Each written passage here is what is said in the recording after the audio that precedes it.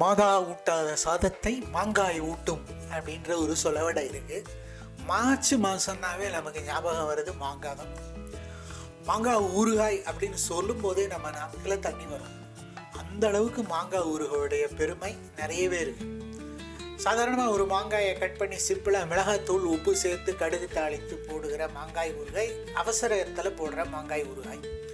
அது இல்லாமல் புளிப்பு உள்ள மாங்காயை தொக்கு செய்யலாம், கசுமாங்காய் போட்டு எடுத்து வைக்கலாம். மிக முக்கியமாக வடுமாங்காயும் போடலாம். இந்த வடுமாங்காய் பார்த்திங்கன்னா காரம் அதிகம் இல்லாமல், எந்த ஒரு கொழுப்பு எண்ணெய் கண்டென்ட்டும் இல்லாமல் அளவான உப்போட ரொம்ப சிம்பிளாக ப்ரிப்பேர் பண்ண முடியும். அதுவும் இந்த வடுமாங்காய்க்கு தயிர் சாதத்திற்கு மிக மிக ஏற்ற ஒரு சைட் டிஷ் தான் ஊறுகாய் தான் வடுமாங்காய். வாங்க நம்ம வீடியோவுள்ள போகலாம்.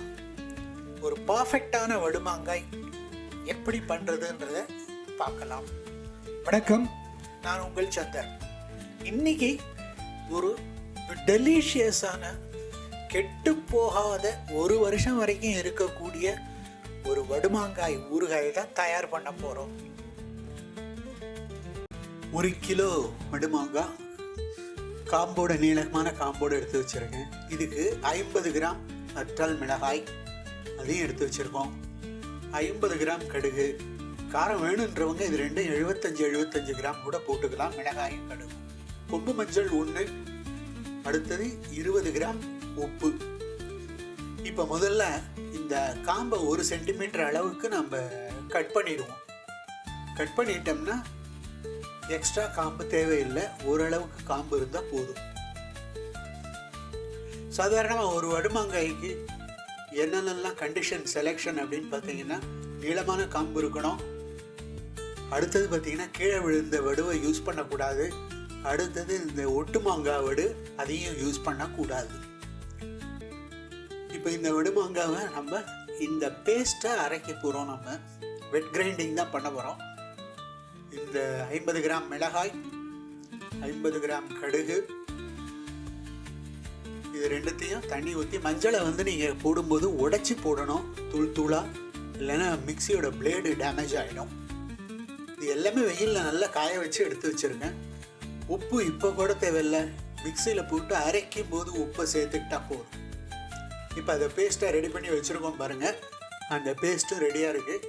இப்போ இந்த வடுமாங்காவை நல்லா சுத்தமாக துடைச்சி, கழுவக்கூடாது, ஈரமான துணியில் தான் துடைக்கணும், நல்லா பிழிஞ்சு துடைக்கணும். அடுத்தது நம்ம விளக்கெண்ணெய் சேர்க்குறோம். எதுக்கு சேர்க்குறோம் அப்படின்னு கேட்டிங்கன்னா, அந்த வடுமாங்காயில் இருக்கிற, மாங்காய் அப்படின்னாவே சூடு இருக்கும், அடுத்தது கடுகும் சூடு, இதை குறைக்கிறதுக்காகவும், மேலும் இது ஒரு ப்ரொடெக்டிவ் லேயராக அந்த மாங்காயில் இருக்கும், அதனால் சீக்கிரம் கெட்டு போகாது. இப்போ அடுத்த கண்டிஷன் வடுமாங்காய்க்கு என்ன அப்படின்னு கேட்டிங்கன்னா, சைஸு பார்த்திங்கன்னா ஒரு மார்க்கெட்டில் கிடைக்கிற நெல்லிக்காய் சைஸை விட கம்மியாக இருக்கணும். இப்போ இதெல்லாம் பேஸ்ட் அரைச்சி வச்ச பேஸ்ட்டை நம்ம சேர்த்துக்கிட்டே வரலாம். அடுத்தது மாங்காவோட அந்த சைஸு பார்த்திங்கன்னா ஒரு எலுமிச்சம்பழம் சைஸுக்கு இருக்கக்கூடாது, அதை விட கம்மியாக இருக்கணும். இந்த பெங்களூரா, ஒட்டு மாங்காய் இதெல்லாம் இதுக்கு சரிப்படாது. அடுத்தது இனிப்பு சுவை இருக்கக்கூடாது, கொஞ்சம் புளிப்பு இருக்கணும். இப்போ இந்த பேஸ்ட்டை கலந்த பிறகு நல்லா கலக்கி விடுங்க கரண்டியால். கூடையை மட்டும் கையை யூஸ் பண்ணாதீங்க. ஒன்ஸு கையை யூஸ் பண்ணால் ப்ராபபிளி கெட்டு போகிறதுக்கான வாய்ப்பு இருக்குது. நல்லா கலந்து ரெடி பண்ணி வச்சிட்டோம்.